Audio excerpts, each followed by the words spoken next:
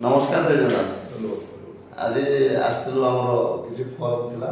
सेटा तो मीटिंग सरीगला आम बोर्ड मीटिंग पर किसी ड्राइवर मान फर्म थिला सेटा डिपोजिट करबा आसलु आ सार आमर बोर्ड रो सब बुझाबुझी करदी ड्राइवर मान केमती बेनिफिट मिलबो सब सार आमर ये करदी। तो बर्तमान तो सार सब स्मूथ चली आमर किछ असुविधा नै माने फर्म फिलअप सब ଏବେ ତ ଆମେ ସବୁ ମାନେ पेंडिंग किछि रहउची सार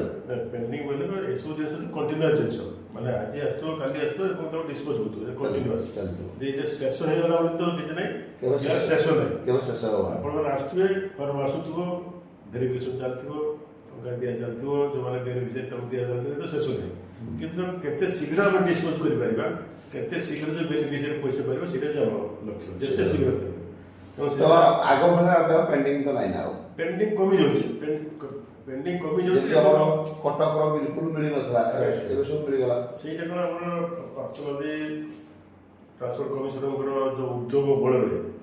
ଯେଉଁଟାକି ବହୁତ ଶୀଘ୍ର ଯେତିକି ଧର ବହୁତ ଆଗରୁ ଯେଉଁ ବହୁତ ପେଣ୍ଡିଂ ଥିଲା ସେଟାକୁ ଗୋଟେ ଥରକରେ ସେଟା କ୍ଲିୟର ହେଇଗଲା ତେଣୁ ଆଚିଭମେଣ୍ଟ ହେଇଛି କ୍ଲିୟର ହୋଇଛି ଏବଂ ଆମର ଯେତିକି ଉଦ୍ୟମ ରହିଛି ଯେତେ ଶୀଘ୍ର ହେଇପାରେ ଆମେ ତ ଡିସ୍ପୋଜ୍ କରିବା ଆମ ଲେଭେଲରେ ଆମେ ଚାହୁଁଛୁ ଆମ ଅଫିସରେ କିଛି ପେଣ୍ଡିଂ ନ ରହୁ। तो गोटे कथा कहि सार आपन तो ट्रांसपोर्ट डिपार्टमेंट रे नाती एक्सपीरियंस पुराना सब आपन आगु भी आरटीएस थिले तो ए सब जिंस आगु आमे जो माने ड्राइवर को जो रैली फली जहा तो आपन सब देखि दी सब जिंस तो आगु ए सब केला भाबी थिले जे हबो बोली नहीं एटा प्रकृତରେ तो नथिला जो आपन जो दाबी अनुसार सरकार आपन दाबी को विचार करी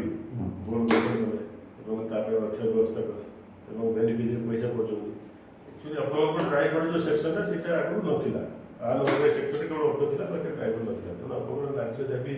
ସରକାର ହୃଦୟଙ୍ଗମ କରି ଆମେ जो आज एकत्रित ହେଇଛୁ ସବୁ ଡ୍ରାଇଭର ସମାନେ ମିଶିକି एकत्रित ହେଇଛୁ ଆଜି ଆମର ଆଲୋଚନା ହେଲା ହୁଏତ କିଛି ବିଶେଷ ମାନେ ଘୋଷଣା ହେଇପାରିନି ନିହାତି ଆଗାମୀ ଦିନରେ ଆମେ କିଛି ନିଶ୍ଚୟ ମାନେ ସବୁ ଜାଗାରେ ମାନେ ସବୁ ଜାଗାରେ ସବୁ ଜାଗାରେ ମାନେ ଯେତେବେଳେ କୌଣସି ଚେଷ୍ଟା କରିବ ନିଜର ଯେ ଦିଗ ଭଲ ଥିବ ଆମର ଯଦି ସୁଇଥି ଥିବ ଜିନିଷଟା ଭଲ ଜିନିଷ ଥିବ ନିଶ୍ଚୟ ହେବ ଏଟା କାହାର ପାଇଁ ପର୍ସନାଲ ଜିନିଷ ନାହିଁ ଭଲ ଜିନିଷ କରାଯିବ ଏବଂ ସରକାରଙ୍କ ସେଥିରେ ମଧ୍ୟ ନାଇଁ ଆମେ ଯଦି ଚେଷ୍ଟା ଜାରି ରଖିଲେ ସାର୍ ଆଜି 3-4 ବର୍ଷ ଭିତରେ ଆମେ ଏତିକି ଫେସିଲିଟି ପାଉଛନ୍ତି ସେଇଟା ତ ଆପଣମାନେ ବିଚାର ଯଦି ଆଗକୁ ଆଉ 10-15 ବର୍ଷ କଣ୍ଟିନ୍ୟୁ ହେଲା ଅଧିକା ବେନିଫିଟ୍ ମିଳିବ ନା ନାହିଁ ନିଶ୍ଚୟ ଉନ୍ନତି ଏଥିରେ ହେବ ଏଥିରେ କିଛି ନାହିଁ ଆପଣ ନିଜେ ଦେଖନ୍ତୁ ଯେ କ'ଣ ଥିଲେ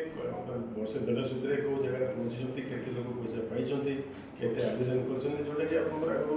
ନଥିଲା ବୋଲି ତ ଏଇଟା ହେଇଛି ଯେଉଁମାନେ तो निहाती सर आम भी माने आसिक आमको भी जो मेहनत करी जीवा आसवा करवाटा आमको भी भारी कष्ट हो कष्ट तो जो उद्देश्य बहुत उद्देश्य जो मानकर जे नहाती माने एक्सपायर कर जाइछथि तांको परिवार जे जतके जे जहा भी हो जे पैसा पाउछथि तांको परिवार किछि तो साहाय्य हे करछ सरकार किछि टंका पाउछ 2 लाख टका पाइले भी 2 लाख 4 लाख एवं इंजुरी केस भी डेथ केस इंजुरी केस जोटा कि आज जुगरे भी व्यक्ति की साहाय्य तो पाई पार्टी परिवार निश्चय भी साहाय्य हो पार्टी से माने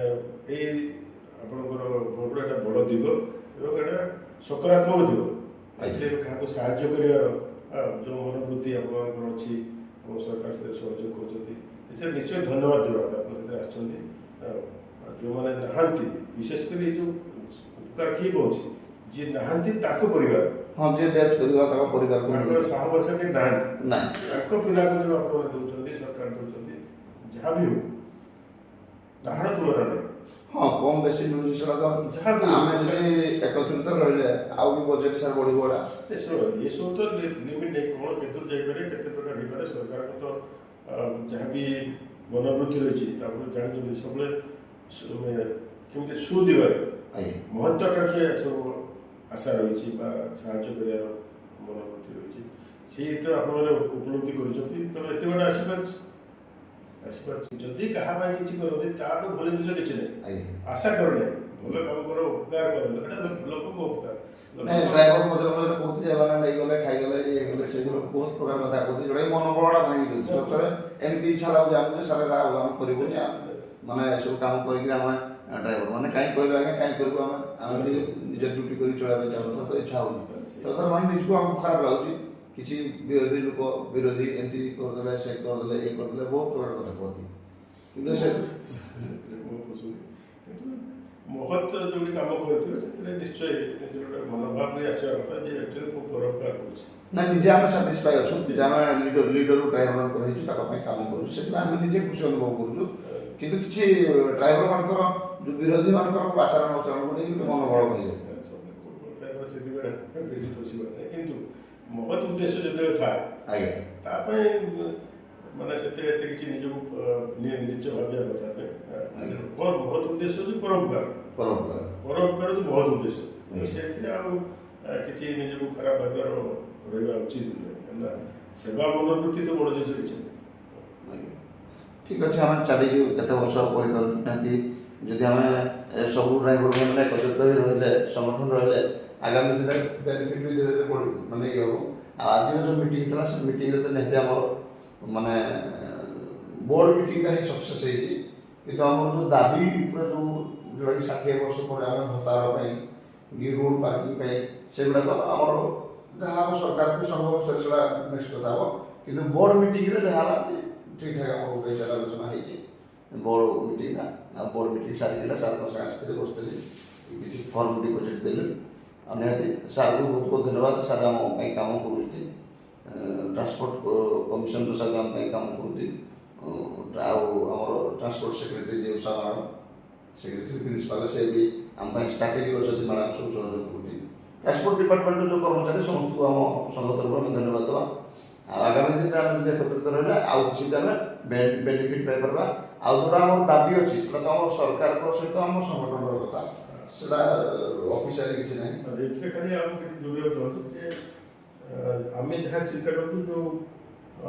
ବିଷୟରେ ସେ ତ ରହିଲା କିନ୍ତୁ ୟା ସହିତ ପ୍ରାଧାନ୍ୟ ହେଉଛି ସଡ଼କ ସୁରକ୍ଷା ଇଏ ଯେଉଁମାନେ ମରିଯାଉଛନ୍ତି ଯାହା ତାଙ୍କ ପାଇଁ ଚିନ୍ତା କରିବାର ଗୋଟେ ସୁଯୋଗ ବି ଏବେ ଆସିଛି ଯେ ସଡ଼କ ସୁରକ୍ଷାର ଯାହା ଯାହା ଦିଗ ଆମେ ଯେହେତୁ ଏକତ୍ରିତ ହେଇପାରିଛେ ସେଇ ଦିଗଟାକୁ ମଧ୍ୟ ଧ୍ୟାନ ଦିଅନ୍ତୁ ଯେ ଆମେ ଖାଲି ଯେଉଁ କ୍ଲେମ୍ ବା ଅନ୍ୟାନ୍ୟ ଜିନିଷ ସେ ରହିଛି ତା ସହିତ ଆମ ଜୀବନ କେମିତି ସୁରକ୍ଷିତ ରହିବ ଆମ ପରିବାର ସୁରକ୍ଷିତ ରହିବ ସେଟା ମଧ୍ୟ ଆମର ଗୋଟେ ଦାୟିତ୍ୱ ସଚେତନ ହେବା ଏବଂ ସମସ୍ତେ ରୋଡ଼ର ଯାହା ଆଇନ ପାଳନ କରିବା ସୁରକ୍ଷିତ ରହିବା ଆମେ ସୁରକ୍ଷିତ ରହିଲେ ଆମ ପରିବାର ସୁରକ୍ଷିତ ଇଏ ଗୋଟେ ବଡ଼ ଦିଗ ଯେଉଁଟାକି ଆମେ ଗୋଟେ ଏ ସୁଯୋଗ ପାଉନଥିଲୁ ଯେ କେମିତି ଡ୍ରାଇଭରମାନଙ୍କୁ ଏ ବିଷୟରେ ସଚେତନ କରାଯାଇପାରିବ ତେଣୁ ଆପଣମାନଙ୍କର ଗୋଟେ ସଂଘ ଅଛି ଏଇଟା ଗୋଟେ ଉପଯୋଗ କରନ୍ତୁ ଯେ ସଡ଼କ ସୁରକ୍ଷାର ଦିଗକୁ ଆଲୋଚନା କରିବା ନିହାତି ଦରକାର ସବୁ ଜାଗାରେ କ'ଣ ନିଜେ ପାଳନ କରନ୍ତୁ ସମସ୍ତେ ପାଳନ କରନ୍ତୁ ଯାହାଦ୍ୱାରା କ'ଣ ये जो डेथ बेनिफिट ये सब मैंने जिनसे डेथ ହେଲା ବେଳକୁ ଏ ବେନିଫିଟ ଶବ୍ଦ ଆସୁଛି ଯଦି ଆମେ ସୁରକ୍ଷିତ ରହିଲେ ଆମେ ଯଦି ମାନେ ଡେଥ୍ କମିଯାଉ ଆଜ୍ଞା ଆମେ ନିଜେ କେମିତି ସୁରକ୍ଷିତ ରହିବା ସମାଜକୁ କେମିତି ସୁରକ୍ଷିତ ରହିବା ତା ପାଇଁ ସଚେତନ ବାର୍ତ୍ତା ଦେବା ଆପଣ ଯଦି 5 ଲକ୍ଷ ଲୋକ କହୁଛନ୍ତି 5 ଲକ୍ଷ ଯଦି ଜଣ ଜଣକୁ ଶିଖେଇବ ଆଜ୍ଞା ତାହେଲେ ସେ ଆଉ 5 ଲକ୍ଷ ହେଇଗଲା ଆଜ୍ଞା ସେତିକି ହେଲେ ଆମର ରାସ୍ତା ସୁରକ୍ଷା ହେବ ଏବଂ ମାନେ ଯୋଉଟାକି ଯାତ୍ରା ମଧ୍ୟ ସୁରକ୍ଷା ହେଇଯିବ ସେଇଟା ହିଁ ଇଏ ସବୁର ମୂଳରେ ସେଇଟା ଠିକ୍ ଅଛି ଧନ୍ୟବାଦ ସାର୍ ନମସ୍କାର ସାର୍।